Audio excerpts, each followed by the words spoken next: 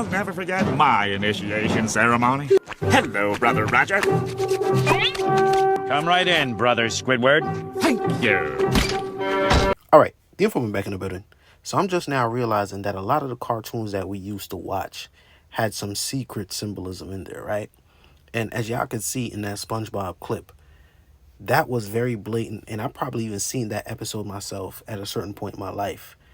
And I know we're used to seeing these type of dark symbolism in movies and things that's meant for adults. But of course, that's not true, because there's cartoons that mirror just like that SpongeBob scene. There's a cartoon called Yu-Gi-Oh! And it's all about the one eye symbol with the pyramid. And that goes over a lot of our heads, because Yu-Gi-Oh! Was using magic spells just like every other character that was in this cartoon, right? It seems like it was just fun back then, but when you get older and you start tapping in and looking into the rabbit hole, you're like, wow, this is dark magic, just like Harry Potter. We all love Harry Potter. Harry Potter is nostalgic to my upbringing, whether it's the movies or the books. But we didn't know it. We thought we were visualizing a fantasy world that wasn't real, but in fact, there are people that cast spells and know how to cast spells. And that's what Harry Potter showed us blatantly in front of us. But they showed us in a kid-friendly way, just like a lot of these other cartoons that I'm talking about right now. Now let's connect some more dots.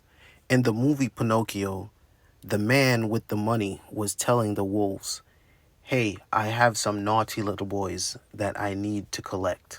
I'm collecting stupid little boys. Right? And then it seemed normal until you hear someone like Sandra Bullock on the Ellen DeGeneres show saying that her facial cream that she used is made from foreskin of young people. What are you pushing into the skin? A piece of skin that came from a young person far, far away.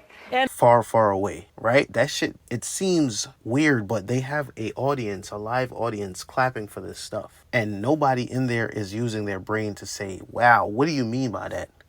Did these kids consent to that? Kids can't even consent to certain things. Who consented for this type of stuff? And not only Sandra Bullock did this, Steve Harvey had a promotion going on his channel about Oprah Winfrey face cream. And the host that was hosting the product was saying that the same thing that Sandra Bullock said, what it was made from, and Steve Harvey acted surprised. But so it's made from human foreskin.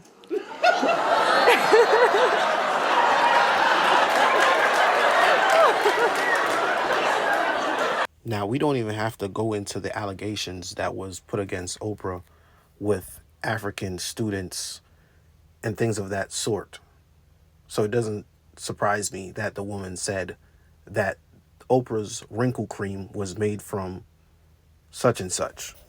Bottom line, Hollywood and the entertainment industry has always baked in a lot of dark imagery, even for kids shows, not just for adults, because there's adults that still don't understand what they're watching as well. And this is why we've seen repeated celebrities that were child actors and actresses come out from the shadows and start speaking against the things that they were being put through and their experiences in Hollywood. Now, when I first realized one of my favorite childhood movies was representing something that I didn't even realize, of course I didn't realize, but when I finally found out that when these monsters go in these kids' rooms and scare them and fill up these containers with red fluid, I started to think like, wow. Now, I'm not going to say what that red fluid means because it's very sensitive, right? But I'm going to play this movie clip from Fear and Loathing in Las Vegas with Johnny Depp and listen to how they describe the drug that they're taking. Where'd you get this? Satanism freak. I think there's only one source for this stuff. The adrenaline gland from a living human body. I know. It sounds very similar to the same fluid that was being filled up in that vial when the monsters scared those kids in Monsters, Inc. I'm just saying. And then we're not even going to point the finger at the main monster having a big one eye. What does that one eye look like? That one eye look like the CBS one eye. It looks like the one eye symbol that we all see. So things were so blatant back in the day, before the internet became so accessible to a lot of us, that is scary now when you just reflect on the past things that you've seen. You kind of feel kind of slow. But you know what? A lot of us third eye wasn't open then. And the information wasn't just out there. These type of topics was not being discussed in newspapers, right? Because it was more control back then. Whoever owns the newspapers, they're not going to publish a newspaper saying this guy is a conspiracy theory or this girl is a conspiracy theory. Or if you're going against the agenda, you're just completely blocked. We're not publishing your idea.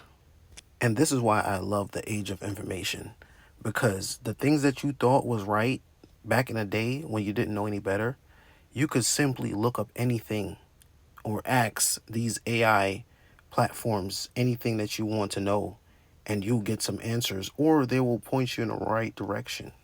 Now, I don't need to keep showing y'all more and more patterns because y'all get the point. Hollywood and the entertainment industry and the music industry has always put things subliminally in front of the masses, right? Because we know there's only a few people that controls the media and what we see and what we digest. Now, my question has always been, is these subliminal messages for the people that's actually watching them that don't understand them? Is this like a pre-predictive programming, or is this messages to the elite people proving that we are actually useless eaters, right? That don't understand cryptic messages that's being placed on us, or possibly spells, because remember, the TV was a crystal ball at one point, and that's why it's called television, because it's telling you a vision, and it's telling you what to think, it's telling you how to act, it's telling you everything that it wants you to do, basically programming, right? And that's why we can't even blame the young kids right now that's coming up, that's acting out and acting like the artists or the influencers that they see on TV. How could we blame them? They don't even really know what's going on. What do we have in our houses? We have these black boxes. What are they called? TVs. But if you stop and you say the word television, and when you turn on that television, what do you get? What's the first thing that pops up? A list of channels. And when you turn on those channels, what's on those channels? Programming. They are programming you. They've been programming your whole life. Yeah, it's spooky. Television. The Informant. I'm out.